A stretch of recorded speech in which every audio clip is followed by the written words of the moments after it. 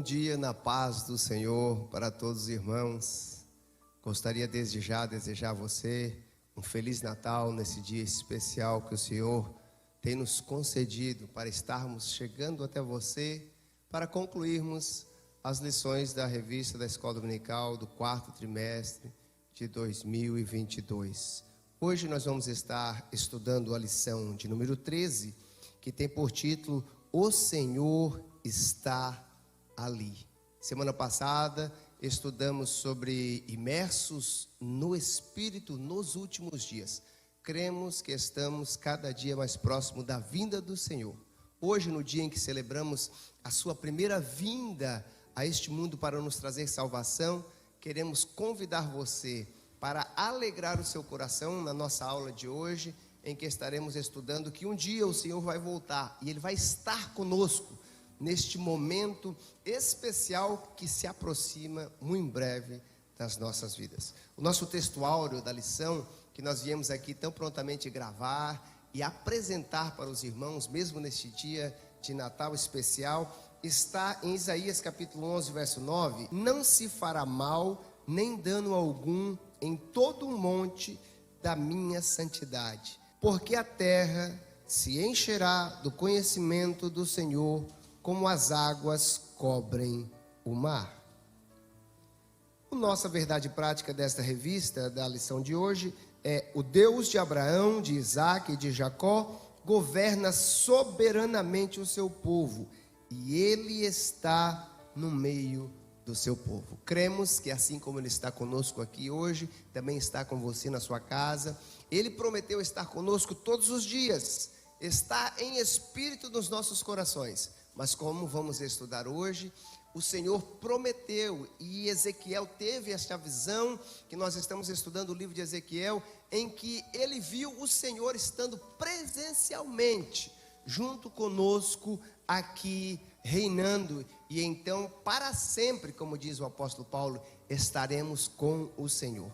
A nossa leitura bíblica da aula de hoje se encontra em Ezequiel, capítulo 48, do versículo 30 ao versículo 35. Vamos fazer essa leitura e estaremos orando e já passando ao nosso professor de hoje.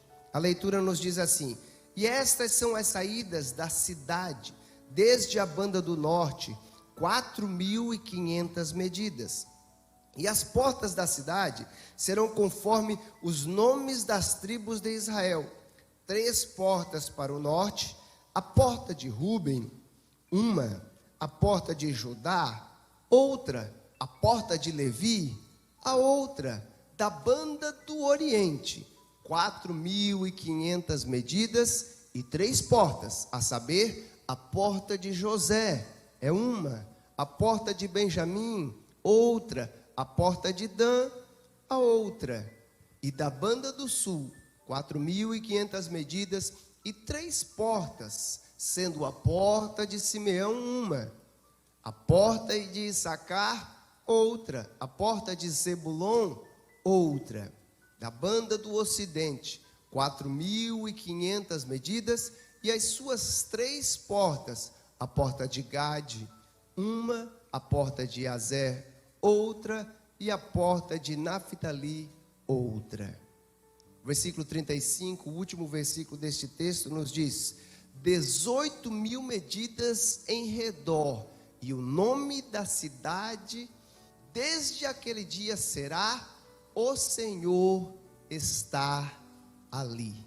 O nome da cidade será o nome do nosso Deus, porque Ele se fará presente. Assim como nesse dia celebramos o nascimento dele encarnado para estar nos trazendo a salvação, um dia estaremos reinando com Ele, porque Ele prometeu voltar e estar conosco. Neste momento gostaríamos já de convidar o evangelista Jabes Dias, que vai estar ministrando essa aula para nós, e vamos estar orando. Você aí também apresente a vida do servo do Senhor, que estará trazendo lição que o Senhor tem colocado no seu coração, segundo a revista, para nos direcionar e concluirmos esta revista que foi tão importante, onde aprendemos sobre a justiça divina, a preparação do povo de Deus para os últimos dias, segundo o livro de Ezequiel.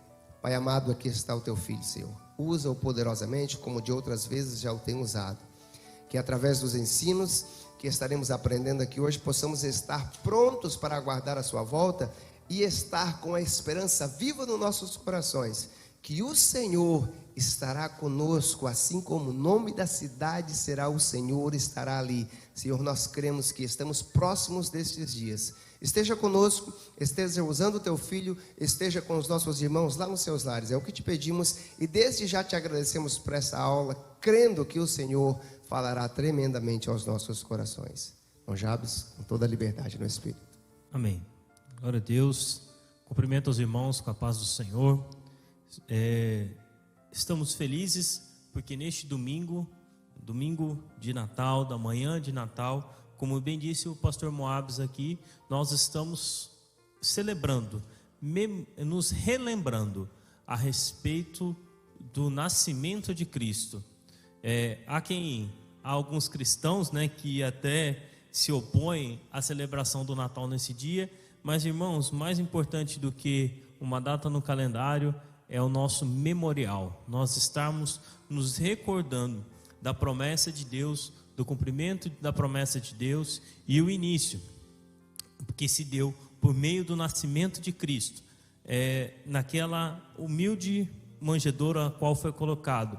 Mas agora, irmãos, nós estamos estudando durante todo esse trimestre a respeito da vinda de Cristo, do julgamento do povo de Israel, do juízo aplicado, e a respeito da esperança e da promessa do milênio e do Cristo já não mais em forma de humildade, já não mais como o cordeiro que ainda seria sacrificado, mas sim um nome que está sobre todo nome, um nome que tem toda a autoridade e que julgará e comandará as nações durante o seu reino.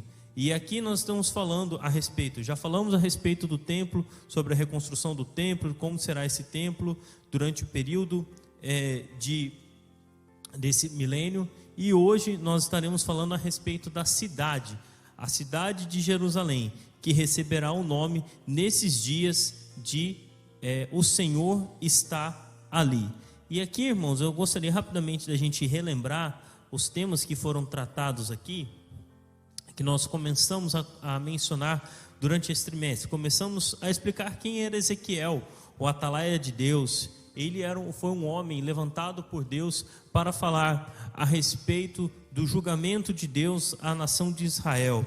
Depois nós falamos sobre o anúncio de Cristo, o anúncio de Deus ao seu povo, falando a respeito que viria o fim, viria o julgamento, viria o juízo seria aplicado sobre Israel. Mas por quê? Por causa das abominações que haviam, da idolatria, do pecado dominado, da mente cauterizada, do povo totalmente desviado dos caminhos do Senhor.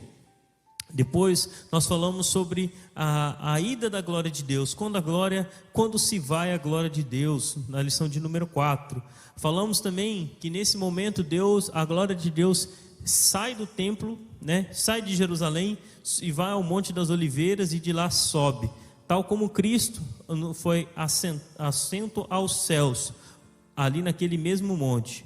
E depois nós falamos sobre os falsos profetas, porque mesmo em tempo de juízo, mesmo em tempo de aplicação da palavra de Deus, do cumprimento da sua palavra, nós vemos que ainda se levantavam falsos profetas dizendo que aquele tempo era um tempo rápido e curto, mas a verdade é que Deus estava aplicando o seu juízo sobre a nação de Israel.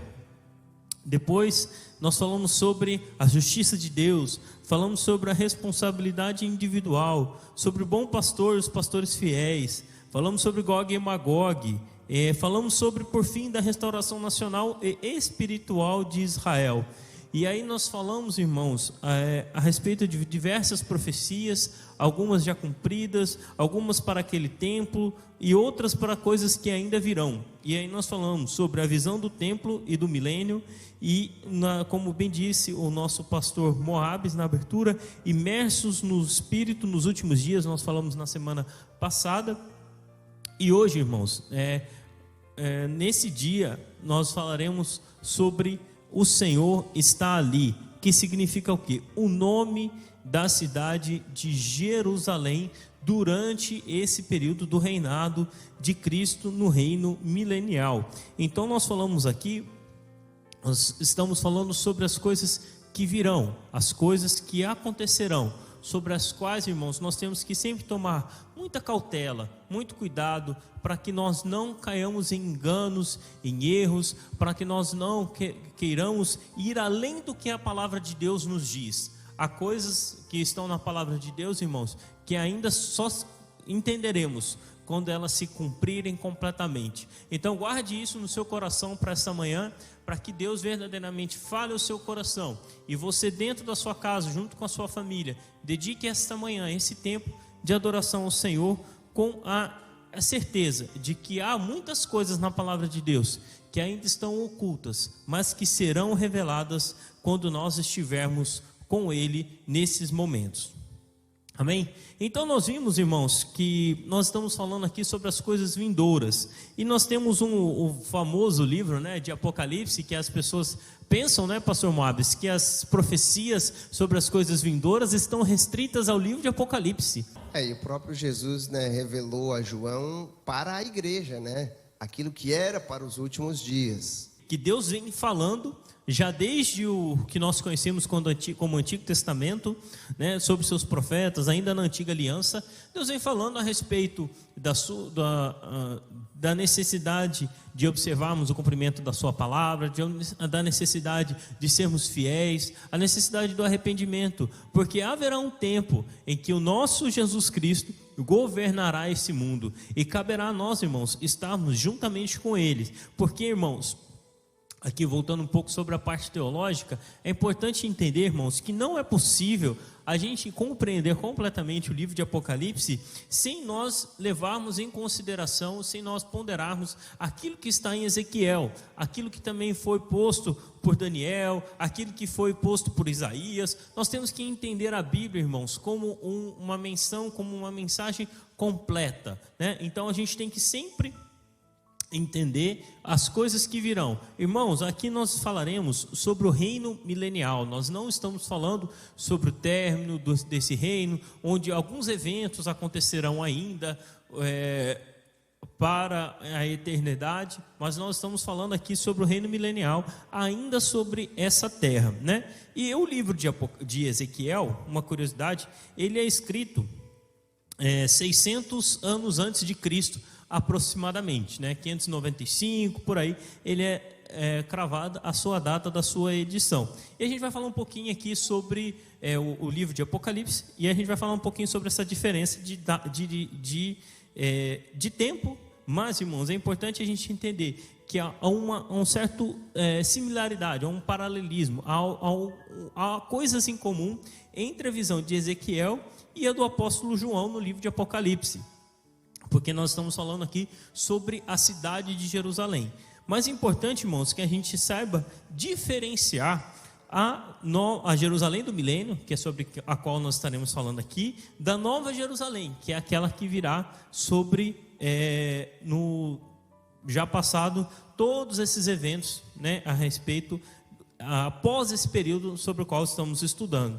E é interessante, pastor Moabes, que o livro de Apocalipse, ele é escrito 96 anos, em 96 depois de Cristo, aproximadamente. E nós estamos falando aqui de 600 antes de Cristo para 100 depois de Cristo. E mesmo esses homens não se conhecendo, não tendo estado juntos, né, tantos anos de diferença, mesmo assim, quase 700 anos, eles não, o mesmo Espírito que revelou a um, revelou a outro, sobre aspectos diferentes, mas com uma similaridade muito grande.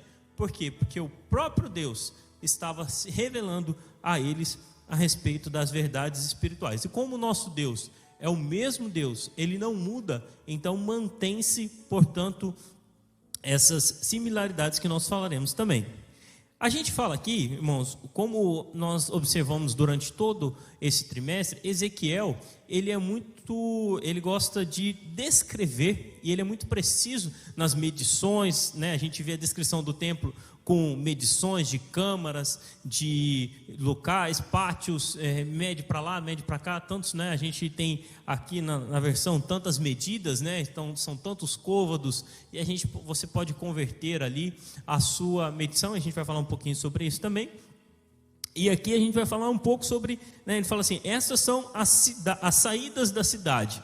Entenda que quando Ezequiel fala a respeito de saídas da cidade, a verdade é que ele está fixando os seus marcos, os seus limites, né? Ele não está falando sobre que uma saída, uma passagem teria aí 4.500 medidas. Não, ele está falando sobre os marcos. E ele descreve Jerusalém como uma cidade quadrada, de exatas medidas. Então, nós falamos aqui que ele, apesar do nome da cidade não ser mencionado, o contexto deixa claro que se trata de Jerusalém, no começo aqui.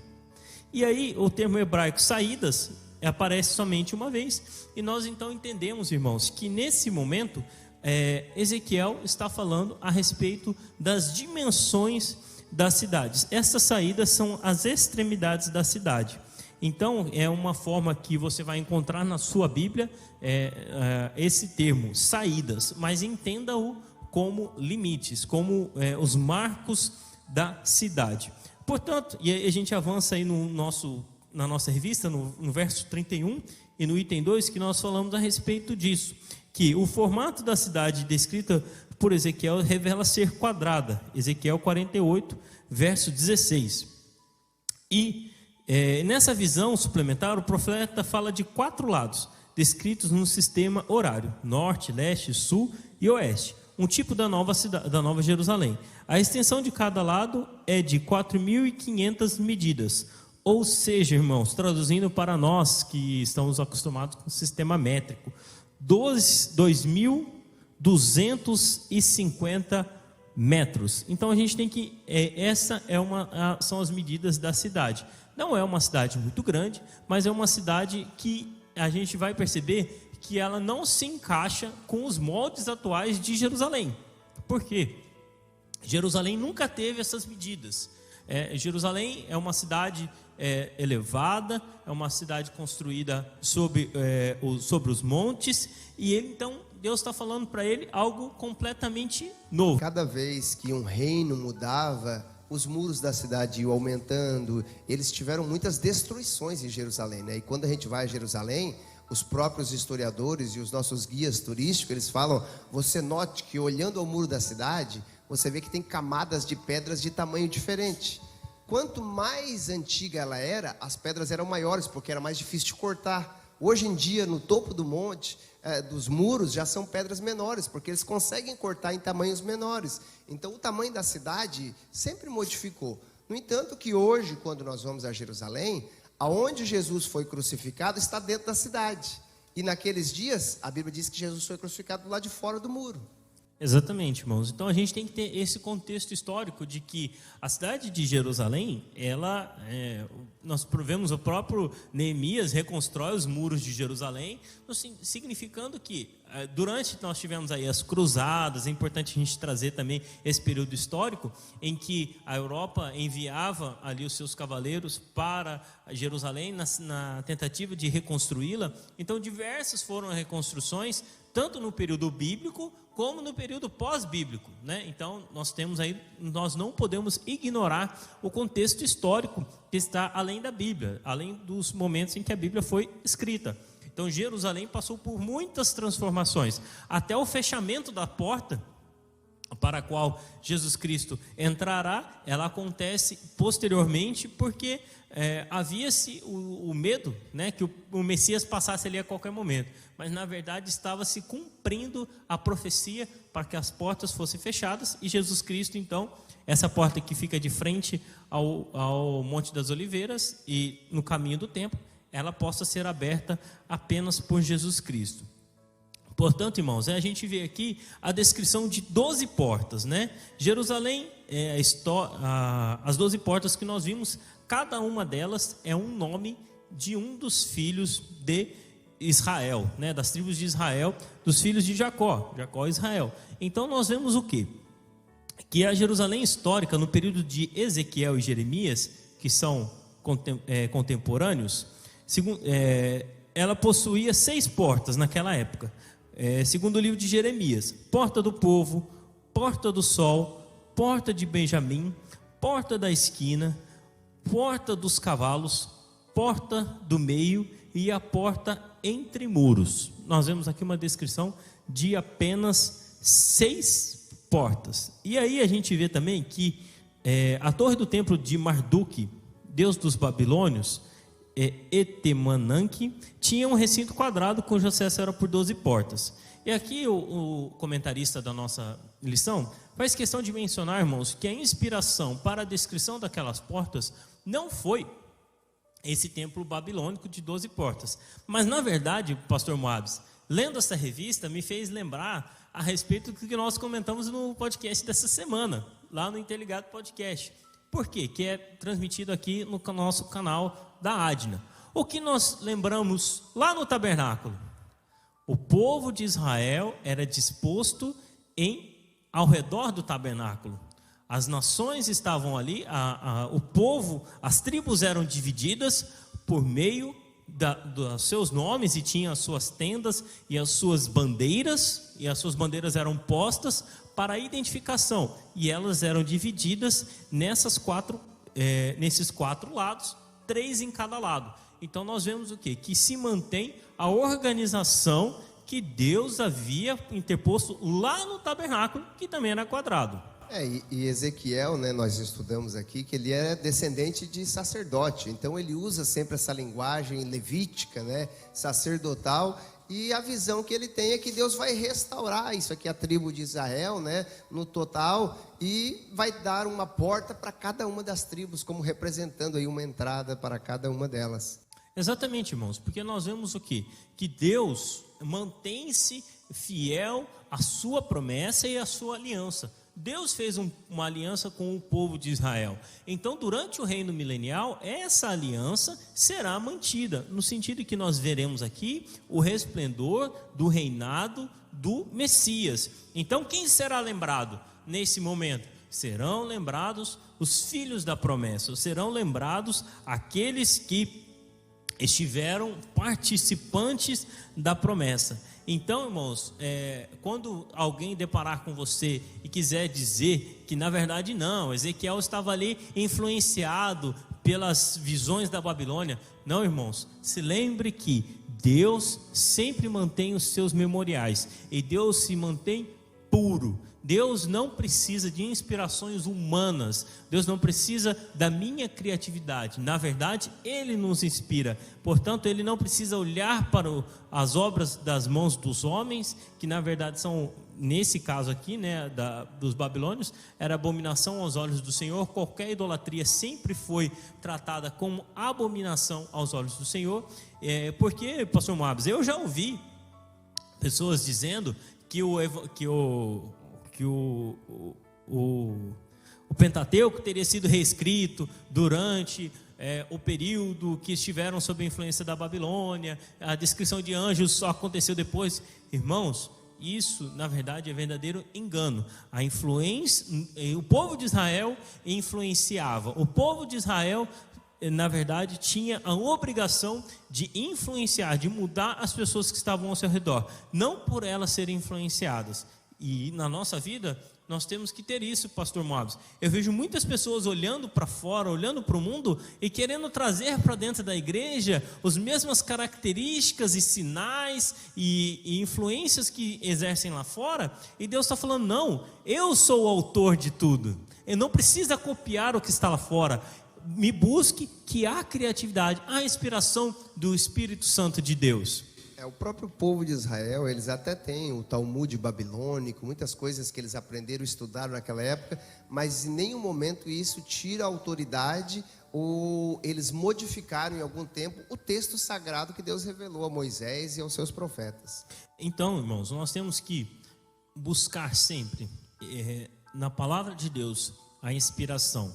Ezequiel é um exemplo, irmãos, de que o Espírito Santo de Deus tem sempre algo novo a nos revelar, tem sempre novidade. Respeito total total respeito à Escritura Sagrada. Ezequiel, em momento algum, rompe com a Escritura, mas ele está sendo inspirado pelo Espírito Santo a mostrar, está sendo revelado a ele por Deus, coisas novas. Então, se você busca algo novo para a sua família, busca algo novo para o seu ministério, busca algo novo para a sua casa, irmãos, saiba que o nosso Deus, Ele tem a inspiração, Ele tem a revelação das coisas que Ele quer em consonância com a sua palavra. Você não precisa de elementos do mundo, você não precisa se recorrer às coisas de fora, porque o nosso Deus, Ele, o Deus que criou todas as coisas, que tem a criatividade infinita, né, pastor Moabes, que criou tudo, Ele está à sua disposição, basta você consultá-lo e depender dele, certo? A nossa revista fala aqui no item 2 a respeito dos nomes das 12 tribos, né? Portanto, né, ele fala aqui que essa lista que é mencionada aqui, essa listagem, ela não segue nenhum dos padrões anteriores que já foram feitos, né? Há cerca aqui de 20 listas dos filhos de Jacó e das respectivas tribos de Israel no Antigo Testamento, mas não existe nenhum padrão. Então aqui a gente vê que a lista de Ezequiel segue no sentido horário a partir do norte da cidade, com Ruben, Judá e Levi, que foi o que nós demos aqui. Leste ou oriente, José, Benjamim e Dan. Sul, Simeão, Issacar e Zebulon. Oeste ou ocidente, Gade, Aser e Naftali. Aqui estamos pontuando e descrevendo aquilo que foi mencionado pelo profeta. E o critério, irmãos, pelo relato do nascimento deles, a melhor explicação da ordem dos nomes parece ter sido o critério das mães deles, ou pelo menos uma tentativa. Mas na verdade, irmão, é que toda escolha tem o seu propósito, nada é aleatório. Os escritores bíblicos sabiam o que estavam fazendo. A questão é que nós desconhecemos esses critérios. Aqui vai mencionar na nossa revista, irmãos, que há uma confusão, troca, não dá para seguir esse padrão dos nascimentos pelas mães, porque um ou outro aqui acaba não encaixando. Mas, irmãos, eu gosto de crer que isso é um mistério de Deus. O próprio Deus, né, ele até diz que Rubens, que era o mais velho, ele perdeu essa sua primogenitura, mais tarde a bênção para José, porque ele deixou de ser o representante dos seus irmãos, enquanto José ficou cuidando deles, e cada tribo teve o seu momento e a sua importância, e esses que estavam no cativeiro eram os descendentes de Judá e de Manassés, né? Sim. A meia tribo de Manassés que estava junto com eles, enquanto que as 10 tribos do norte já tinham sido desfeitas, mas Deus manteve a promessa e inclui eles aqui na Jerusalém do milênio. E José volta a aparecer com o seu nome aqui, porque José, na verdade, no meio da distribuição, ele recebe ali o nome dos seus filhos, né? Na terra recebe o nome de seus filhos, não o seu próprio nome. Aquele que salvou o seu povo, ele não é o que salvou os seus irmãos, ele não tem o seu nome, mas ele tem o nome de seus filhos, dando a ele 2 porções em razão da sua fidelidade. Então, irmãos, nem sempre a gente vai encontrar um padrão sistemático na palavra de Deus sobre determinados aspectos. E a gente tem que entender que isso, meu irmão, significa que a lógica do nosso Deus, a criatividade, o poder e o entendimento dele está muito além do que eu posso descrever. Se eu pudesse descrever todo o poder de Deus por meio de palavras e por meio das nossas mãos, ele não seria Deus. Ele está além, ele é muito mais. Os seus caminhos, os seus entendimentos são muito maiores. E aí a gente avança aqui no item 3, subitem 3 do ponto 2, que fala assim: o propósito dos nomes. Isso aqui me chamou muita atenção. Dos 3 patriarcas do Gênesis, Abraão, Isaque e Jacó, o último deles foi o único em que não houve eliminatórias dos filhos para a formação de Israel. Olha só, de Abraão foi escolhido Isaque. Ismael, ele é excluído. O filho de Isaque foi escolhido Jacó. Esaú está fora. E de Jacó, todos foram incluídos na nação escolhida. Irmãos, dos filhos de das suas esposas e dos filhos das servas, né? Porque era um costume também, se você for ler lá a respeito do nascimento dos filhos, ele tem ali tem Zilpa, tem Bila, são mulheres que eram servas, né, de Raquel e Leia, ou Lia, e havia esse costume de elas darem a seus filhos, terem filhos em nome de suas senhoras, né? E tal como Ismael, assim o foi. Então, a gente vê aqui que, na verdade, todos eles são incluídos na promessa. Esses 12 filhos deram os seus nomes aos 12 territórios da terra de Canaã durante a partilha sob a liderança de Josué. Assim, o propósito desses 12 nomes dos filhos de Jacó como representantes da nação está também claro no éfode sacerdotal. Irmãos, nas vestes sacerdotais, o sumo sacerdote carregava uma placa que ia em seu peito, né? Ele levava com pedras representando a cada um, com o nome de cada uma dessas tribos, certo? E aí, o nome nas 12 portas de Jerusalém milenial, bem como na Nova Jerusalém, que será nos céus, tem por propósito a memória dos filhos de Israel. E aqui eu quero pausar na nossa lição e fazer aqui uma observação, que Jesus Cristo, que Deus novamente traz um memorial. Irmãos, hoje, nesse dia de Natal, que essa data seja um memorial na sua família. Irmãos, o inimigo quer apagar de qualquer maneira os memoriais instituídos por Deus. Quer menosprezar a Santa Ceia do Senhor, quer menosprezar a Páscoa, transformando-a em uma festa completamente distante do caminho do Senhor, e também quer apagar a simbologia e o memorial do Natal. O Natal e a Páscoa, irmãos, são datas que nos lembram a respeito do cumprimento da promessa de Deus. No Natal, nós lembramos o nascimento do Cordeiro de Deus em um local humilde, por meio de pessoas simples.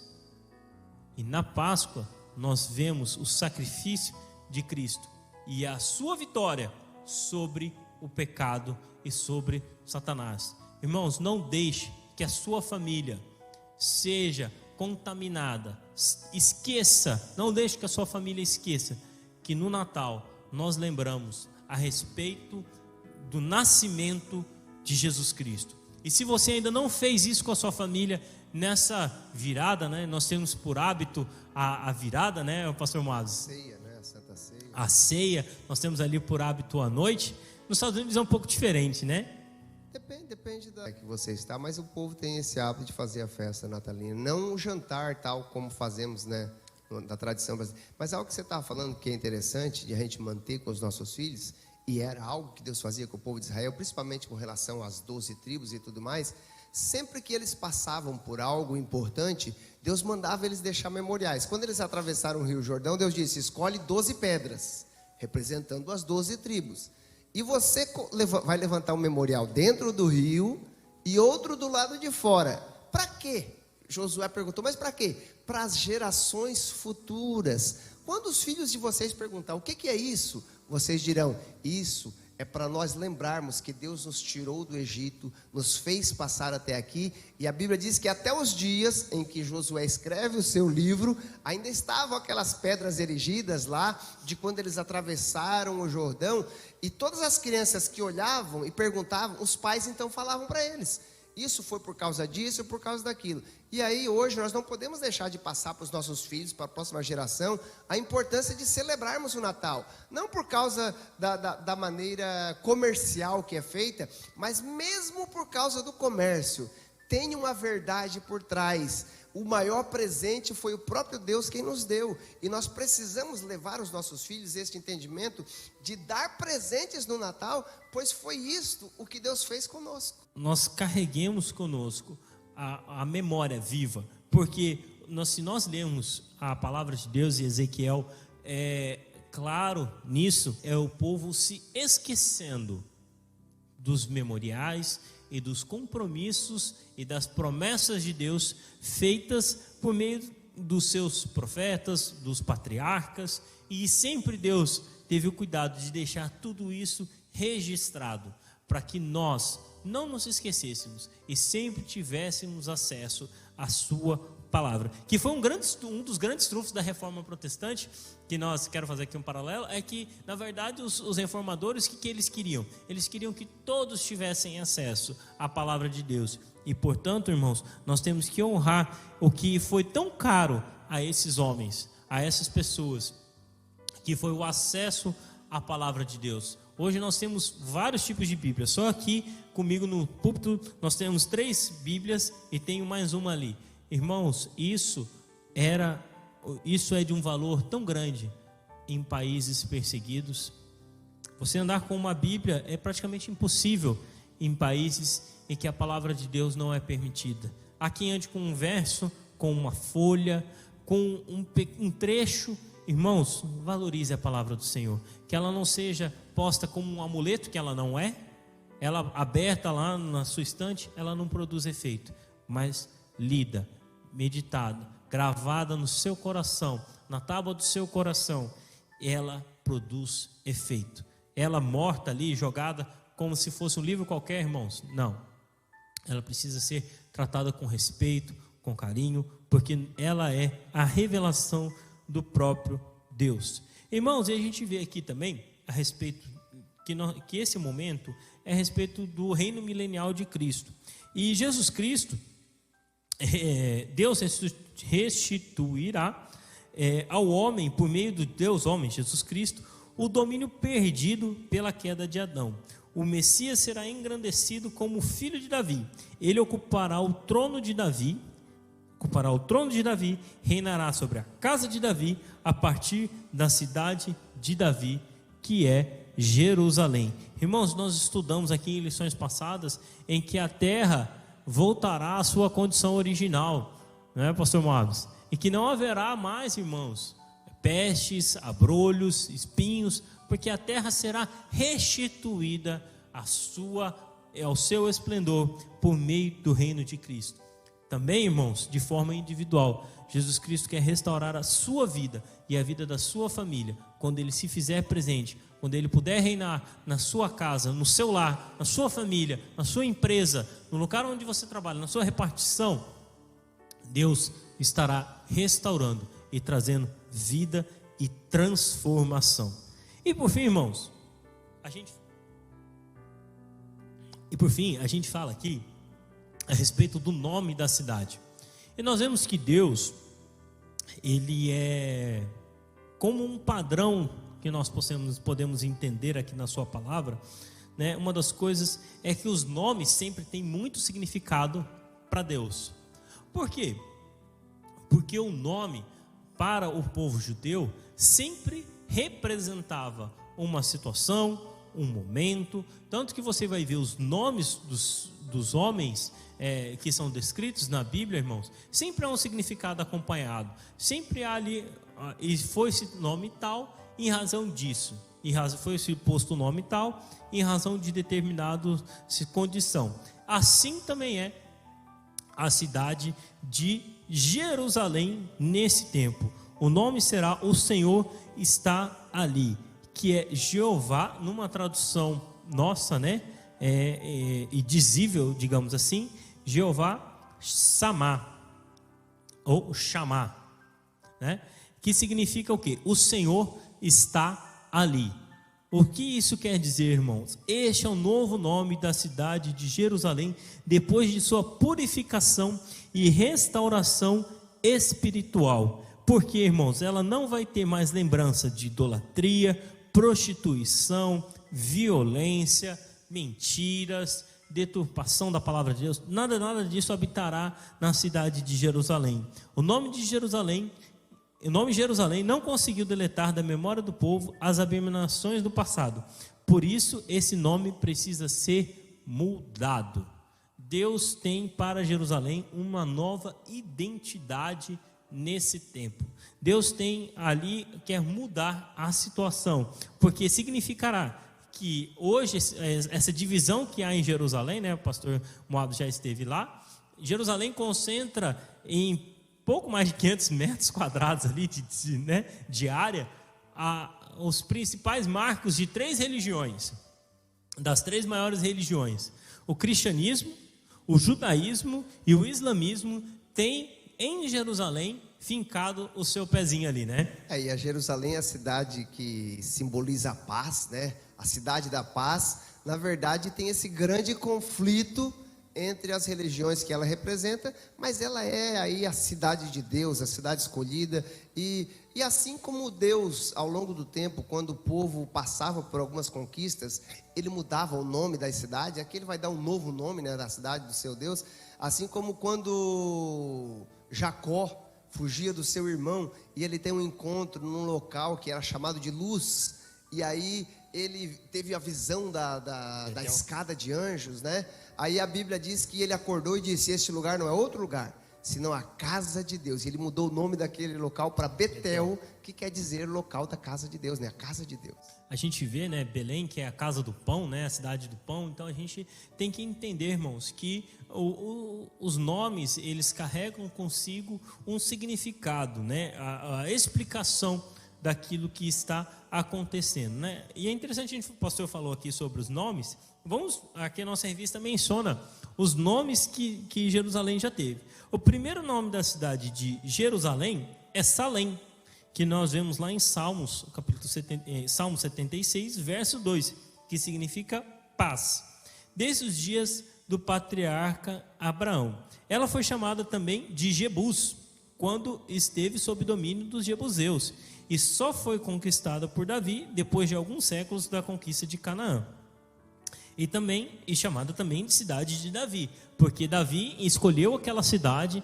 Quando Saul reinou, ele não fez de Jerusalém, ou da cidade dos Jebus, que era no centro, né, para ser a sua capital. E aí, quando Davi tomou o trono, uma das primeiras coisas que ele fez foi conquistar essa cidade, fez dela a capital e ficou conhecida porque ao lado ele fez a casa de Davi, no palácio de Davi, que foi descoberto aí pela arqueologia pouco tempo atrás, e a Jerusalém era conhecida como a cidade de Davi, o rei segundo o coração de Deus. Davi sempre, irmãos, é lembrado como um grande rei, o maior rei, né, de Jerusalém, do povo de Israel, porque ele obedeceu, apesar de seus erros, foi um homem que obedeceu à vontade do Senhor, cumpriu o seu propósito e esteve sempre buscando agradar ao Senhor, mesmo quando errou, buscou arrepender-se quando confrontado e estar diante do Senhor com um coração sincero, honesto, verdadeiro e buscando sempre a pureza no seu coração. Jerusalém é o nome mais conhecido e significa cidade de paz. Mas esse nome, irmãos, ele não aparece no suplemento da profecia de Ezequiel. A cidade é identificada pelas características ali apresentadas. Também em Apocalipse é chamado de Arraial dos Santos, ou Cidade Amada. Então nós vemos que haverá essa mudança do nome de Jerusalém, significando que agora a então cidade de Davi agora abrigará o verdadeiro sucessor, né? O sucessor de Davi, né? Que o tão esperado pelos judeus, que é o próprio Messias, o próprio Cristo. Ele reinará. Portanto, será o seu nome, não mais cidade de Davi, mas a cidade do Senhor. O Senhor estará ali ordenando e governando. Então, os nomes de Deus não são apenas um apelativo, nem simplesmente uma identificação pessoal, mas são inerentes à natureza, à sua natureza, e revelam as suas obras e atributos. Irmãos, quando nós falamos sobre a identidade de Deus, os seus nomes nos falam muito sobre os seus atributos, os nomes pelos quais é chamado. Sempre revelam o seu atributo, uma qualidade, uma situação que verdadeiramente o nome ele não é aleatório. Nunca na palavra de Deus haverá coisas aleatórias. Elas sempre têm um significado. Portanto, quando a Bíblia faz menção do nome de Deus, está se referindo ao próprio Deus. Haverá um lugar que escolherá o Senhor, vosso Deus, para ali fazer habitar o seu nome. Então, que está lá em Deuteronômio, capítulo 12, verso 11. E aí, nós falamos sobre Yahvé Shammah, que é o nosso verso 35, que diz assim: em todo o seu redor terá 18.000 medidas, e o nome da cidade desde aquele dia será: o Senhor está ali. Diz aqui a nossa Bíblia, com um comentário, do Jim Swagger, que fala assim: a frase "o Senhor está ali" em hebraico significa literalmente o que ela diz. Isso porque o Messias estará ali, reinando visivelmente e eternamente em Israel. Portanto, irmãos, nós já falamos sobre a restauração do templo, nós já falamos sobre a restauração de Jerusalém nesse dia. Hoje nós estamos falando sobre a restauração de Jerusalém, significando que o nosso Deus, o próprio Cristo, o Messias prometido, ele estará governando na cidade de Jerusalém, que terá uma configuração diferente, formatos diferentes do que nós concebemos hoje. Eu penso, pastor Marcos, que isso é uma das coisas que Deus deixa para nós entendermos, que assim, a sua soberania é tão grande que a gente sempre quer tentar encaixar Deus de uma forma ou de outra. E se você olhar para a cidade de Jerusalém, você consegue ver ali o Monte das Oliveiras, você vê onde que ele vai passar ali, onde está a promessa, para onde ele vai adentrar, mas ainda tem coisa ali que ele falou assim: isso é comigo, Você não vai compreender tudo. Eu te mostro por sombras aquilo que será revelado eternamente, E a gente vê, portanto, que Deus estará ali, por meio de Jesus Cristo, estará ali governando por meio na cidade de Jerusalém. A gente tem aqui algumas manifestações, A Bíblia nos mostra que Deus se deu a conhecer nos tempos antigos, do Antigo Testamento, por vários nomes referentes à sua natureza e às circunstâncias de sua revelação. Para Abraão, ele apareceu como a provisão para o sacrifício em lugar de Isaac, seu filho, com o nome Javé Jireh, ou Jeová Jireh, que significa o Senhor proverá. Irmãos, eu peço até desculpa aí, talvez pela pronúncia, não sou um grande especialista em hebraico ou aramaico ou grego, mas que o Senhor tenha misericórdia e saiba da intenção do nosso coração de nós buscarmos, E são os nomes que nós, tradicionalmente conhecemos. O que significa o Senhor proverá? A gente vê lá em Gênesis 22:14. E prometendo livrar os filhos de Israel daquelas pragas e enfermidades que vieram sobre os egípcios. E aí a gente vê ele como Jeová Rafá, ou Yavé Rafá, que significa o Senhor que sara. E por fim, a gente vê aqui Jeová, ou Javé, ou Chamá, isto é, o Senhor está ali. É o novo nome dado à cidade do milênio. O objetivo, portanto, irmãos, é a gente separar aquilo que foi até o início do começo do reino milenial para o esplendor do reino milenial, onde a terra estará restaurada, onde o poder de Deus estará sendo manifesto por meio de Jesus Cristo em seu reinado. Irmãos, eu vejo que é um tempo que Deus separa para a terra ser sarada. Deus poderia simplesmente acabar com tudo, pastor Marcos? Mas Deus está nesse momento do reino milenial mostrando, restaurando o resplendor da sua natureza, das obras das suas mãos. Deus está restaurando. Assim como quando Adão e Eva pecaram, ele poderia ter resolvido começar tudo de novo, mas ele disse: não, tem um processo, vai ser restaurado, vai ter um novo momento, um novo tempo. E Deus está mudando o nome da cidade, assim como João no Apocalipse tem a visão dizendo que nós vamos receber um novo nome. E nesse novo momento, Deus muda o nome da cidade para dizer que as coisas vão ser novas, não vão ser mais como era, porque vai ter um rei eterno, um reino de paz. E ele diz: é um novo tempo, porque eu vou estar presente com vocês, não só por meio do meu espírito ou nos seus corações, mas eu vou estar reinando com vocês. Então vai ser algo tudo novo. E Isaías diz, que vai ser uma realidade toda nova, não mais chorar, não mais sofrer, doenças e não vão mais estar nos afetando, como nós vimos na lição da semana passada, né? Que o Senhor vai restaurar o mar morto, as águas que vão fluir do templo. Então é uma nova realidade, um novo tempo. E essa lição vem nos mostrar que vai ser tudo novo. Por quê? Porque Deus vai estar lá na pessoa de Jesus reinando, e nós, os santos, juntamente com Ele. O que faz total diferença, irmãos, é a presença do Messias, é a presença de Jesus Cristo. Assim, irmãos, eu gosto de sempre pensar como isso se reflete na minha vida hoje, aquilo que acontecerá no futuro, como isso se revela na minha vida hoje. A presença de Jesus Cristo na vida da sua família, na sua vida, no seu lar, ele faz com que haja coisas novas, diferentes. As realidades ruins, tristes, dores do passado ficarão para trás.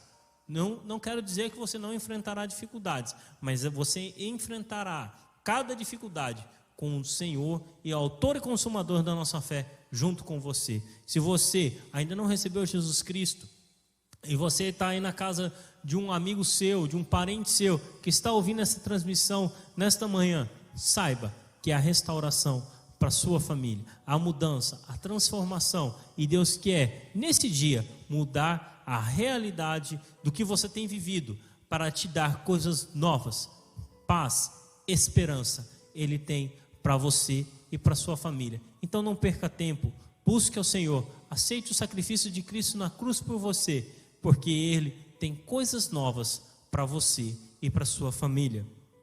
Não deixe essa oportunidade passar. Como resultado da presença eterna de Deus, irmãos, nesses dias, no reino milenial, né? Nunca mais o crente sofrerá tristeza, desprazer e aflições como as que enfrentamos hoje. O Espírito Santo nos consola e nos anima de cada uma das nossas dificuldades. Mas naquele tempo, irmãos, aqueles que permanecerem fiéis ao Senhor estarão com Ele, reinando, como a igreja estará reinando com o Senhor. Certo? São as promessas que nós vemos lá em Apocalipse. E para concluirmos, irmãos, o apóstolo Paulo ensina que com a queda de Israel veio a salvação para os gentios. E o que não diremos com a sua plenitude? Irmãos, quando Israel rejeita o seu Messias, essa salvação nos alcança e permite que nós hoje alcancemos o Senhor Criador de todas as coisas, por meio do caminho trilhado por Jesus Cristo, através do Espírito Santo que nos convence do pecado, da justiça e do juízo. Irmãos, que nós possamos entender que as bênçãos anunciadas por Ezequiel não se restringem ao povo judeu, elas são extensivas a toda a terra. É importante, irmãos, salientar que nós já estamos sendo abençoados como igreja pela presença do Espírito Santo em nossas vidas. Se já é bom, se já é maravilhoso, se já é regozijante estar na presença do Senhor, nesses dias, irmãos, e nesse mundo mal, em que há um príncipe que luta contra a igreja de Cristo, que dirá nos dias do reinado do nosso Deus? Que dirá nos dias em que Jesus Cristo estará reinando, e nós, irmãos, poderemos estar juntamente com Ele, reinando. Então, que nós realmente entendamos e possamos fazer parte com Ele. Isso acontecerá, independente de você crer ou não, essas coisas acontecerão. Mas se você crer, se você tomar parte com o Senhor, você estará ao seu lado, estará com Ele, reinando nos céus. Então hoje, nessa manhã natalina, ou no dia que você assistir essa transmissão depois, que você possa tomar uma decisão verdadeira. Se os seus pés são oscilantes, ou se você está longe dos caminhos do Senhor, firme-se, permaneça fiel, porque Ele tem restauração para esse mundo, e nós não veremos agora, mas crendo, a nossa esperança, Paulo dizia, né? Se a esperança é somente nessa terra, irmãos, somos mais infelizes dos homens, porque a nossa esperança é vindoura, a nossa esperança será manifesta no reino milenial de Jesus Cristo. E assim, irmãos, eu agradeço e oro para que Deus possa abençoar a você, a sua família, e te convido a estar conosco na nossa escola bíblica dominical, todo domingo, às 9 horas da manhã, aqui na Adna, no bairro Santa Cruz. Se você nos acompanha pela internet, todas as escolas, todas as nossas EBDs são transmitidas sempre no domingo às 9 horas da manhã. Lembrando que na próxima semana também nós continuaremos online, porque será dia 1º de janeiro. Pastor Moabs. Amém. Deus abençoe o evangelista Moabs por essa lição maravilhosa em que estudamos e concluímos aí o 4º trimestre. Lembrando os irmãos, já desde já, como disse o evangelista aqui, que na semana que vem também teremos gravando uma aula para os irmãos, não teremos aula presencial. A nossa próxima aula presencial aqui na igreja, com a nova revista, onde vamos estar estudando sobre o pedindo a Deus para avivar sua obra nos últimos dias, será no dia 8 de janeiro.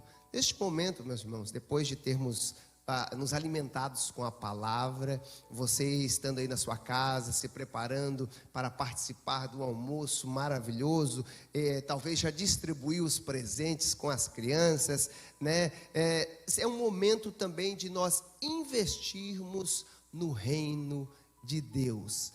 Você colocar, devolver a sua semente, o seu dízimo e ofertar na igreja do Senhor, para que nós possamos ajudar muitas outras pessoas. E como é de nosso costume, nós vamos estar colocando o texto, nossa equipe vai estar preparando aí, para que juntos, como aprendemos com o nosso pastor, verbalizando a palavra de Deus, para que ela não volte vazia. Então, como diz o texto, vamos dizer todos juntos: trazei todos os dízimos à casa do tesouro, para que haja mantimento na minha casa. E depois, fazei prova de mim, diz o Senhor dos Exércitos, se eu não vos abrir as janelas do céu, e não derramar sobre vós uma bênção tal, que dela vos advenha a maior abastança. E, por causa de vós, repreenderei o devorador, para que não vos consuma o fruto na terra, e a vide no campo não vos será estéril. Isto quem diz é o Senhor dos Exércitos. E digo isto, que o que semeia pouco, pouco também ceifará. E o que semeia em abundância, ou muito, em abundância também ceifará. E Deus é poderoso para tornar abundante em vós toda graça, a fim de que, tendo sempre em tudo toda a suficiência, superabundeis em toda boa obra. Então, neste momento, enquanto você vai aproveitar os meios eletrônicos que estão disponíveis aí na tela, o QR Code, faça o seu Pix, a sua transferência, nós vamos estar orando, abençoando a sua vida antes de concluirmos e darmos os avisos finais, encerrando este momento, que o Senhor possa estar abençoando a sua vida. Assim como Deus já nos deu o maior presente, a vida do seu filho, nós vamos agora então semear, investir no reino de Deus. Pai amado, eu te louvo, te agradeço pela vida do nosso irmão, da nossa irmã, que tem nos acompanhado até este momento, na EBD, aqui do dia 25 de dezembro de 2022.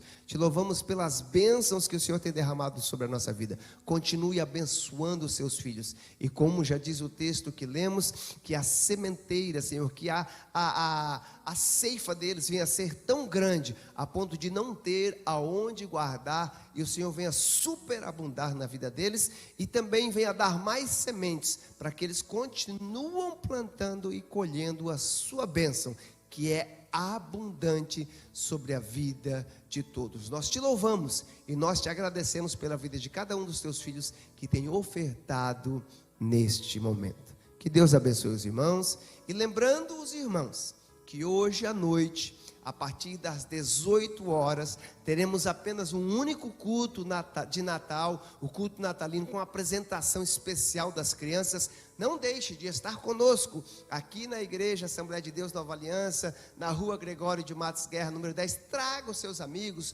os seus parentes que estão aí, juntamente com você, celebrando o Natal, e venha aqui juntamente conosco, ouvir a mensagem do nosso pastor, onde vai estar falando sobre o verdadeiro sentido do Natal para mim e para você. Esperamos vocês aqui hoje à noite e também na próxima semana estaremos transmitindo mais uma EBD gravada para os irmãos estar acompanhando a nova revista, o novo trimestre que estará iniciando no dia 1º de janeiro do nosso ano seguinte, 2023. Vamos estar orando e abençoando a sua vida. Pai amado, mais uma vez te agradeço pela vida do evangelista Monjabes, que esteve ministrando essa aula conosco, por cada irmão que esteve aqui neste momento conosco, que a tua bênção esteja sobre eles, e que o amor de Deus, que a graça do nosso Senhor Jesus Cristo, que a comunhão e a doce consolação do Espírito Santo reine sobre todos nós, e todos juntos, alegres e contentes, os irmãos na sua casa e nós aqui dizemos